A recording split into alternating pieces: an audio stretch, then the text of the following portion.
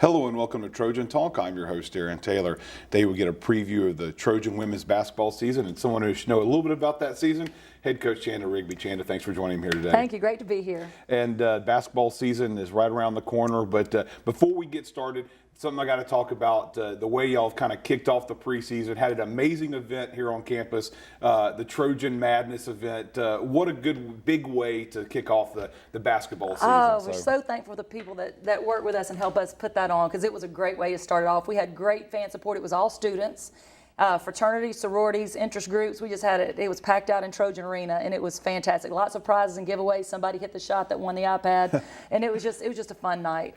And it's got to be an exciting way to try to get some fan support and interest in the basketball season this year. It is, and I mean, we are so proud of our soccer team and how they're doing, but I think a lot of their success might be the support they've had and the electrifying people in the stands that are just helping pull them through, and that's what we want in Trojan Arena, and that's what it felt like that night at Trojan Madness. We had so much yelling and screaming and support. It's like, how can you lose in that situation?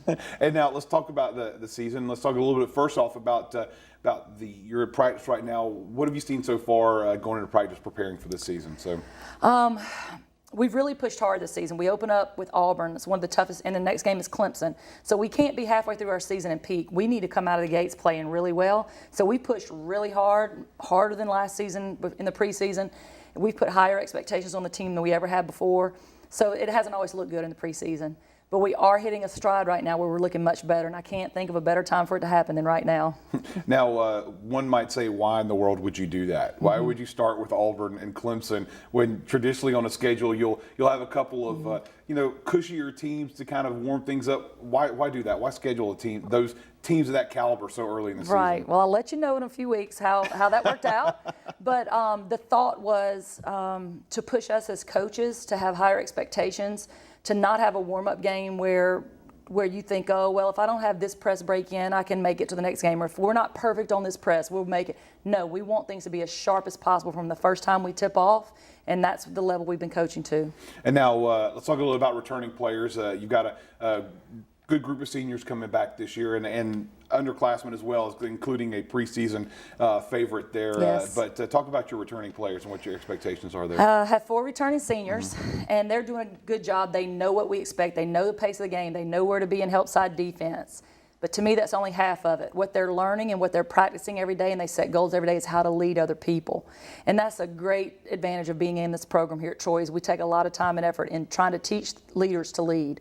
And so they even have one of them that's their minor here at Troy's leadership, Asada Mayaga. And she, last night, we met and we had dinner together, the 4 seniors, and we talked about our goals for today, because we practiced this morning at 6:30, how they would lead, what specific things would they do to lead the team. And she brought up some things she's learned in her classes at Troy about leadership that really helped all of us. And so those returners, those 4 seniors, are the ones, we're focused on to lead and to play well. Ashley Beverly Kelly, of course, is a preseason all-conference selection, and that gives us a lot of confidence to know that finally the tides have turned, and before we even start the season, the other coaches in our conference respect our program and our players enough to go ahead and select one of our players as first team.